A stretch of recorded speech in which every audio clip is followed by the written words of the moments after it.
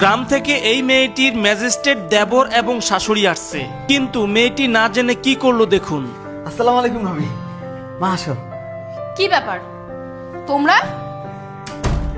হ্যাঁ ভাবি, তোমাকে আর ভাইয়াকে একটা খুশির খবর দেওয়ার জন্য আসছি। ভাইয়া কোথায়? ভাইয়াকে ডাকো। মা চলো আমরা সবাই বসি, চলো। এই দাঁড়া, আসো মা, বসো। এই দাঁড়া। কোনো কিছু বলা নাই, কওয়া নাই, গড়গড় করে ভিতরে ঢুকে পড়লি।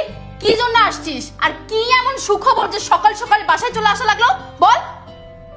ভাবি আপনি এভাবে কথা বলছেন কেন? এটা তো আমার ভাইয়ের বাসা, ভাইয়ের বাসায় কি আমরা আসতে পারি না?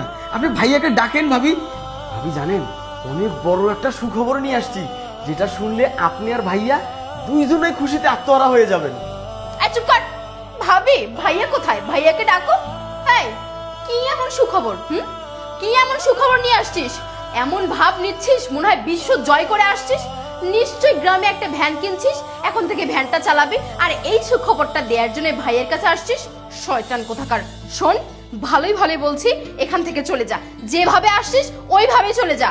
আমি তো শুধু অপমান করেছি, বড় কথা বলেছি। তোর ভাইয়া যদি এসে দেখে তোরা আসছিস, ঘর ধাক্কা দিয়ে বাড়ি থেকে বের করে দিবে। বৌমা, আমরা তো তোমাদের বাসায় থাকতে আসিনি, আমার ছেলেটা একটা সুখবর দিতে আসছে, সুখবরটা দিয়ে আমরা চলে যাব। ডাকো, আমার বড় ছেলেকে ডাকো।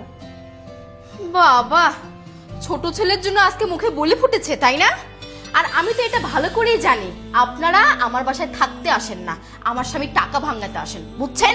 ভাবি আপনি কিন্তু রীতিমতো আমাদেরকে অপমান করতেছেন। চুপ! একটা কথাও বলবি না।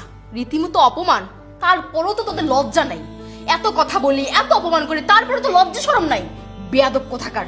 সুখবর নিয়ে আসছে, ভ্যান চালাবি, সেই সুখবর দেওয়ার জন্য আসছিস? যা এখান থেকে। আসছে সুখবর দিতে। কি এমন সুখবর?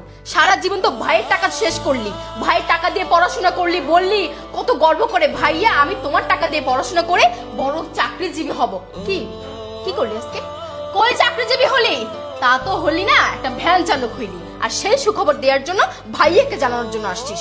শয়তান কোথাকার। ভাবি অনেক হয়েছে, অনেক অপমান করেছেন। আর না, আপনি যত কথাই বলেন না কেন, ভাইয়ের সঙ্গে দেখা না করে আমরা ওই বাড়ি থেকে যাচ্ছি না। মা বসো তো, বসো। আরে আরে, আমার দামি সোফাটা নষ্ট করে দিল। ঠিক আছে, তোরা যখন আমার সোজা কথা শুনলেই না, আমিও যাচ্ছি তোর ভাইকে ডাকতে। তোর ভাইয়া এসে দেখিস কি করে, তোদেরকে ঘাট ধাক্কা দিয়ে বের করে দিবে, তখন তোদের উচিত শিক্ষা হবে। দাঁড়া এখানে।